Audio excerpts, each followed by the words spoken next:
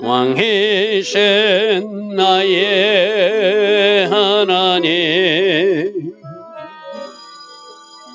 내가 주를 높이고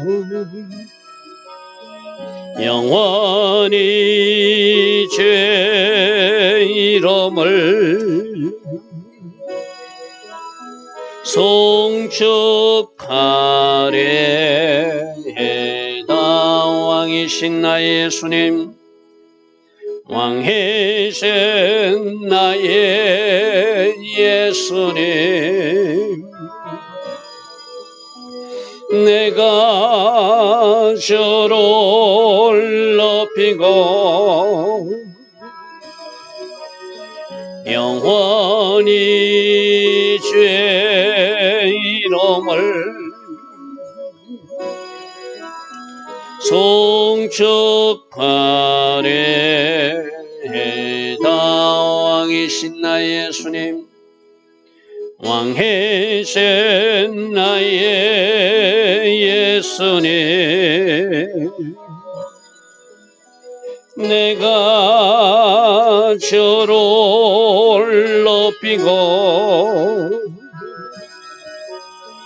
영원히 주의 이름을 송축하리이다. 왕이신 나의 성령님, 왕이신 나의 성령님, 내가 주를 높이고 영원히 주의 이름을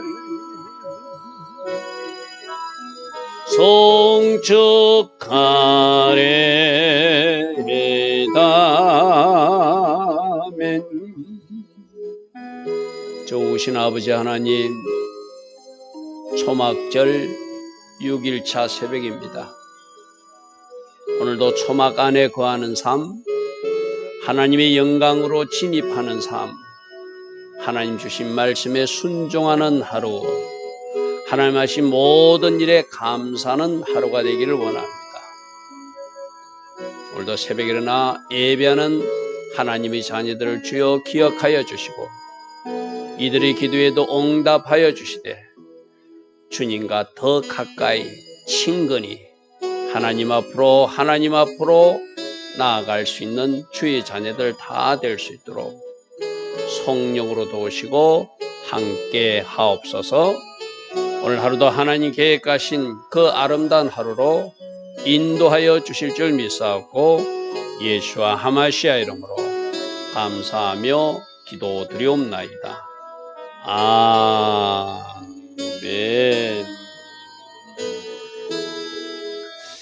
오늘도 새벽에 일어나 하나님을 예배하는 여러분들 축복합니다. 초막절은 일주일 동안 날마다 화제를 드리라. 내 자신을 다 불태우듯이 하나님 앞에 드리는 그 제사가 화제죠. 그죠? 여러분들이 이제 이 초막절 7일 또 마지막 쉐미릿 아제렛 그 8일 성회까지 여러분 하나님 앞에 중심을 드릴 수 있는 여러분 되길 바랍니다.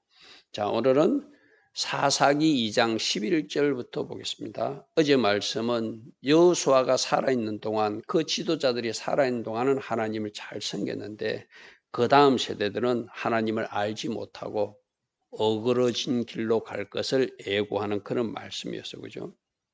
자, 11절 보니까 오늘 이 11절부터 23절은 사사기 시대 350년 바로 이스라엘 백성들의 모습을 총괄적으로 기록한 이야기다. 그렇게 이야기가 됩니다. 뭐 순서적으로 당장 뭐 이때부터 이 일들이 한꺼번에 일어난 일이 아니라 쭉 350년 동안 하나님의 백성들이 어떻게 하나님을 버리고 다른 신을 섬기다가 하나님이 진노를 사게 되는가.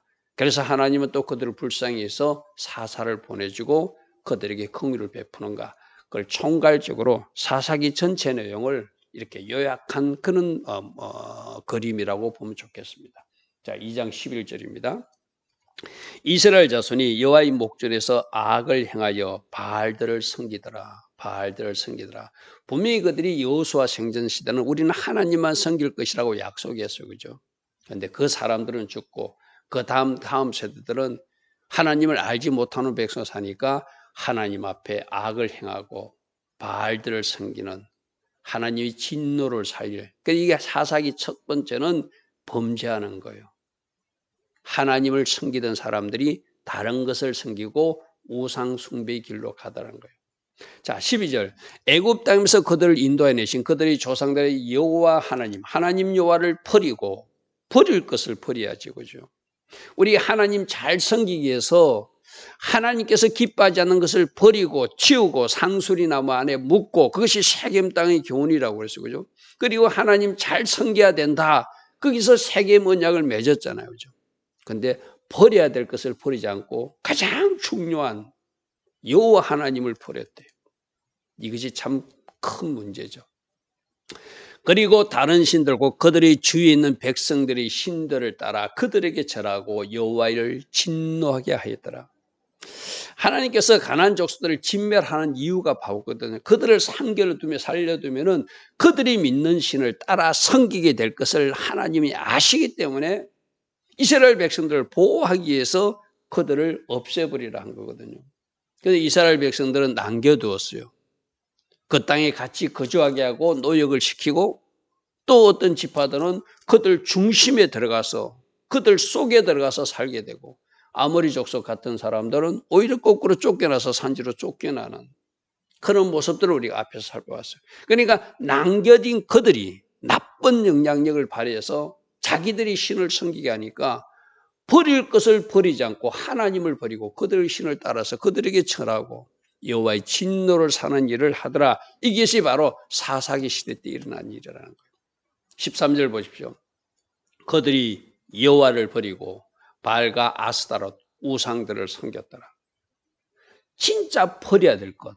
우상을 버리고 내가 세겜 언약 맺을 때 이야기했잖아요. 야곱이 베들로 올라가기 전에 버릴 것 버리고 묻어버리고 그리고 그들이 베들로 올라갔듯이 이들도 버릴 것을 버려야 되는데 버릴 것은 버리지 않고 하나님을 버리고 우상을 섬기는 자리로 나간 것.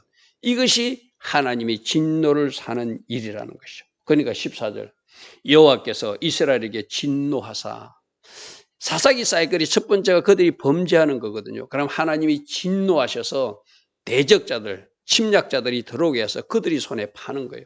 그것이 이제 14절에서 일어나는 두 번째 단계.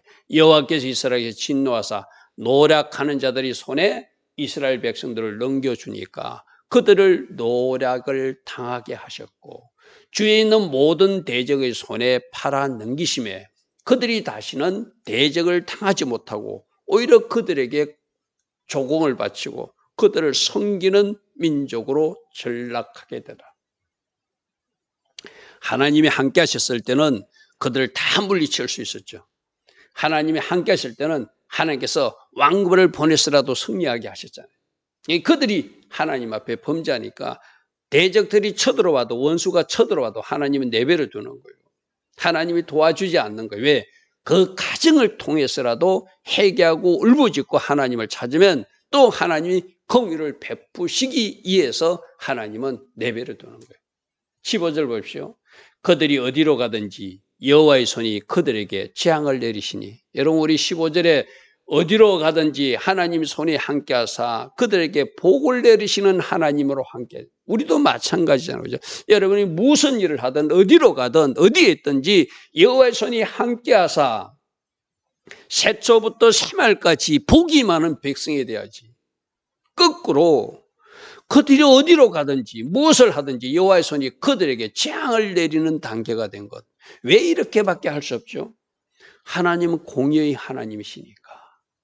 하나님은 공의의 하나님이니까 공의롭게 재판하시고 공의롭게 심판하시고 공의롭게 보상하시는 하나님이니까 잘못하니까 하나님이 진노를 살려를 하니까 어디로 가든지 여호와의 손이 함께해서 복이 내리는 것이 아니라 그들이 심은 것이 악이니까 그들에게 재앙을 내릴 수밖에 없는 하나님.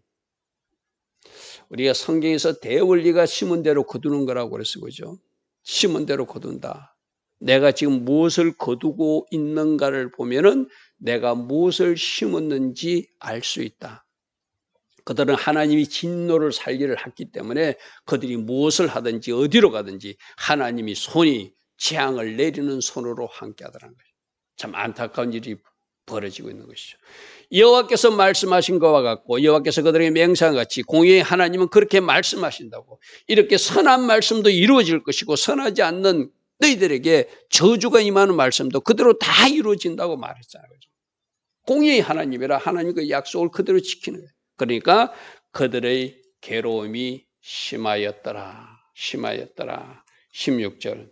그때 하나님께서는 여호와께서 드디어 사사하게 되는 사사, 이 사사는 심판하는 자, 쩌치, 샤파트 뭐 이런 말도 되고 장차 오실 메시아를 상징하는 인물이요.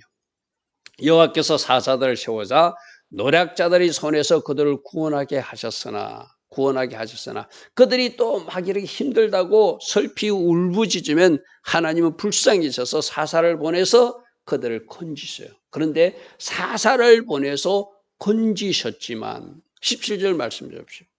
그러면 그 사사 말을 잘 들어야 되잖아. 그러면 이제 순종해야 되잖아. 그러면 제대로 가야 되잖아. 그런데 이 사사의 시대는 그 사사들에게도 순종하지 아니하고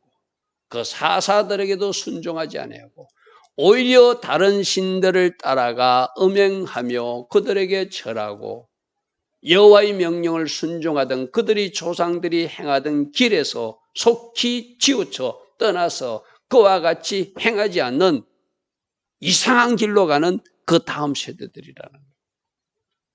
여호수아가 살아있을 동안은 하나님이 함께 하신 일들을 알던 그 장로들이나 어른들이 살아있을 때는 하나님을 잘 섬겼어요. 그죠? 그 이후 세대는 제대로 신앙이 전수가 되지 않았어요. 그래서 그들은 사사들이 도와서 살려줘도 순종하지 않고 그 지방에 있는 그 지역에 있는 가난 신들을 섬기고 하나님이 진노를 살리를 하더라는 거예요. 안타까운 이 모습이 여러분이 사사기 인생을 또 항상 말씀에 우리가 비춰봐야 되거든. 아, 이스라엘 백성들 참 나쁘다 할 게 아니라 우리가 혹시 이렇게 살고 있지 않는가. 하나님이 어떤 위기에서 건져줬는데 그때는 우리가 눈물도 흘리고 하나님 감사합니다 했다가 또 어느 순간 보면 원래의 자리, 제약의 자리, 불순주장이 돌아가서 하나님이 진노를 살리를 하고 있지는 않은가. 우리를 살피는 말씀이 돼야 되겠죠. 자, 18절입니다. 여호와께서 그들을 위하여 사사들을 세우실 때는 그 사사와 함께 하시고 특별히 사사에게 하나님이 영을 부어주셔서 놀란 일들을 행하게 하세요. 그 사사가 사는 날 동안은 여호와께서 그들을 대적의 손에서 구원하셔서 그들을 건져주셨다는 거예요. 이는 그들이 대적에서 압박과 괴로움을 받을 때 슬피 부러지죠. 하나님께 구함으로 하나님께서 진노하시던 그 뜻을 돌이켜서 끊을 하나님이 그렇게 돌이켰으면 이스라엘 백성도 돌아와서 제대로 이제 살고 계속 하나님 앞에 순종하는 자리로 살아야 되잖아요. 그러나 그 사사가 죽은 후에는 그들이 또다시 돌이켜서 그들이 조상들보다 더욱더 타락한 길로 가고 다른 신들을 따라 섬기며 그들에게 절하고 그들의 행위와 패역한 길을 그치지 아니하더라. 이것이 사사기 사이클이에요. 범죄합니다. 하나님이 진노해서 대적자들이 손에 팝니다. 그럼 그들이 슬피 부르짖습니다. 그럼 하나님이 사사들을 보내서 건져줍니다. 그러면 일정 기간 동안 그들이 샬롬을 누리다가 사사가 죽고 나면 또다시 어그러진 길로 가요. 더 타락한 길로 가요.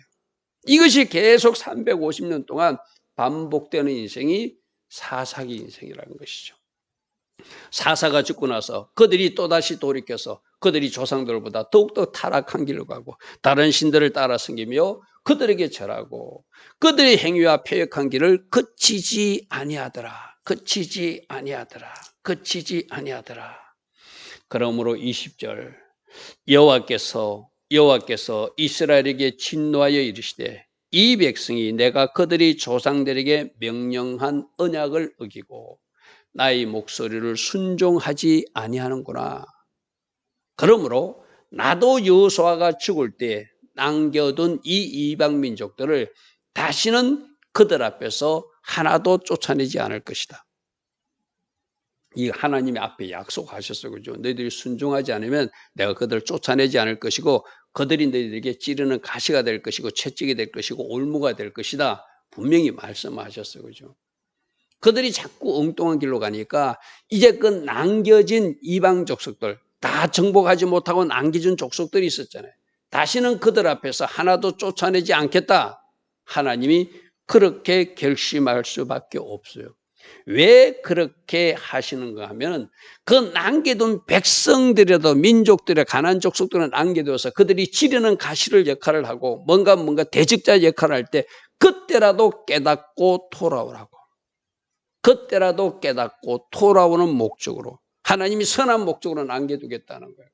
그들이 자기들에게 찌를 때 자기들이 대적자가 되고 그들을 괴롭히는 사람이 됐을 때 우리가 하나님 앞에 잘못 살았구나 하고 깨닫고 돌아오게 하는 회개케 하는 도구로 그들을 쫓아내지 않겠다는 거예요. 그래서 22절에 이런 말씀을 하십니다. 이는 이스라엘이 그들의 조상들이 지킨 것 같이 나 여호와의 도를 지켜 행하나 아니하나 그들을 이 민족들을 사용해서 한번 시험해 보고 싶다는 거예요. 이 민족들을 통해서 한번 시험해 보고 싶다는 거예요. 그러니까 대적자들을 일부는 남겨두고 쫓아내지 않으면 그들이 괴롭힐 거잖아요. 그들이 힘들게 할 거잖아요. 그들이 재산도 뺏어가고 그들이 자녀들도 뺏어갈 수 있는 일이 생길 거잖아요. 근데 그때 그들이 우리가 하나님 뜻대로 살지 못해서 이런 일을 당하는구나 깨닫고 그때라도 회개하고 돌아오도록 그들을 시험하기 위해서 그들을 하나님이 회개케 하는 시험, 순종의 자리로 돌아오는지 테스트하기 위해서 남겨두겠다는 것이죠.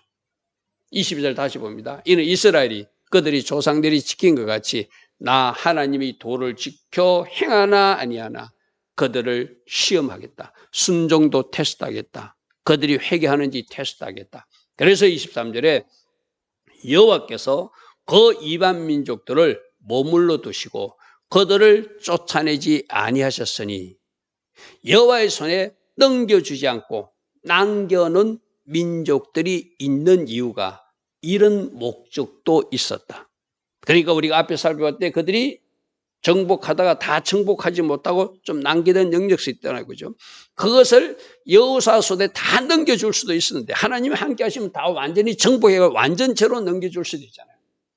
이 이스라엘 백성들이 이 어리석음을 미리 하시는 하나님은 이들을 남겨두고라도 이들이 찌르는 가시 역할을 할 때, 찌르는 채찍 역할을 할 때 그들이 뭔가 대적자 위치에서 그들을 괴롭힐 때 그들라도 깨닫고 돌아오도록 하기 위해서 여호와의 손에 다 넘겨주지 아니하고 남겨두었다. 하나님은 오늘 우리들에게 그렇게 말씀하세요. 자, 이 말씀 오늘 우리에게 적용하면 하나님이 어떤 문제를 한꺼번에 다 해결해 줄 수 있어요. 그런데 우리가 원하는 대로 하나님이 다 해결해 주지 않고 한 70%만 이루어지고 30%는 미완성 상태로 우리에게 주실 수도 있어요. 왜 그렇게 하신다고요?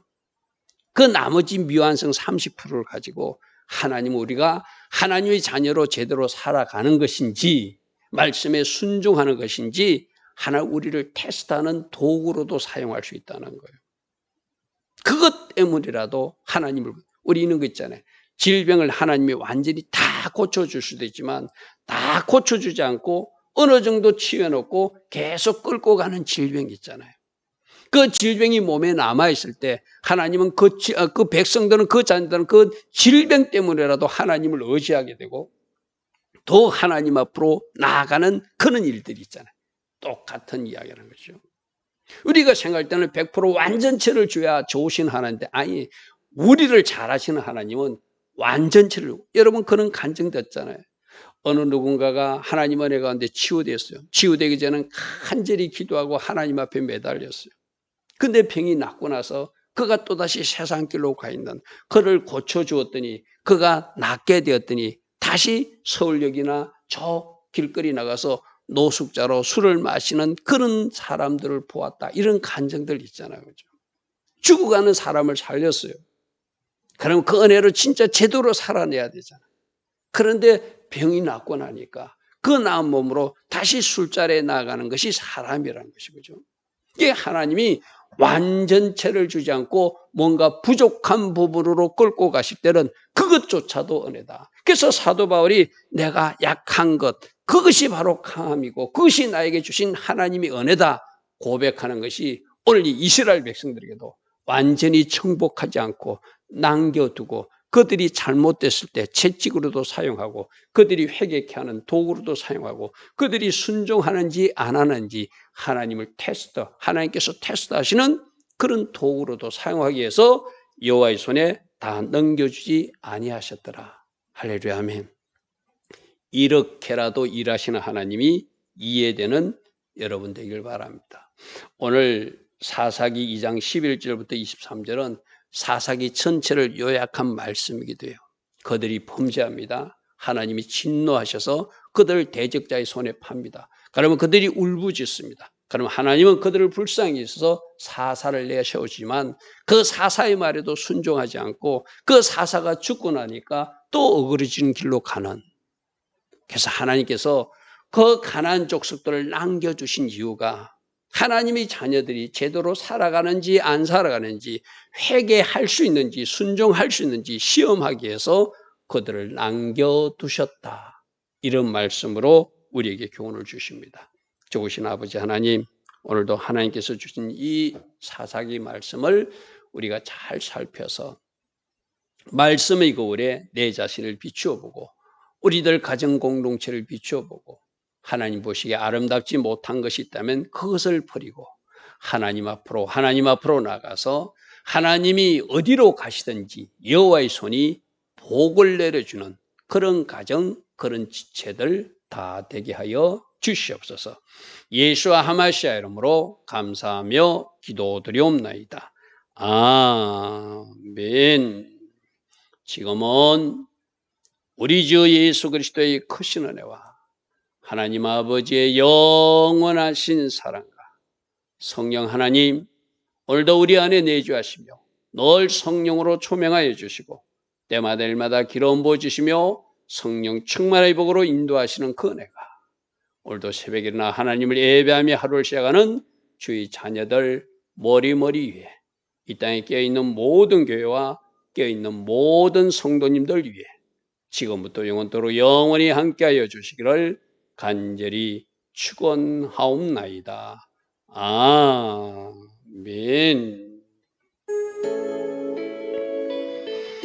주님 감사합니다. 주님 감사합니다. 주신 말씀을 잘 묵상하고 말씀의 방향으로 나아가서 버릴 것을 버리고 취할 것을 취하는 하나님의 자녀들로 살게 하옵소서. 그래서 어디로 가든지 여호와의 손이 함께하여 복이 많은 자녀들 되게 하여 주시옵소서. 오늘 이스라엘 백성들은 어디로 가든지 여호와의 손이 그들에게 재앙을 임하는 그런 사람들로 남겨지게 되었습니다. 주님, 말씀으로 교훈하실 때 돌이키는 주의 자녀들 다 되게 하옵소서. 주님 감사합니다. 주님 감사합니다.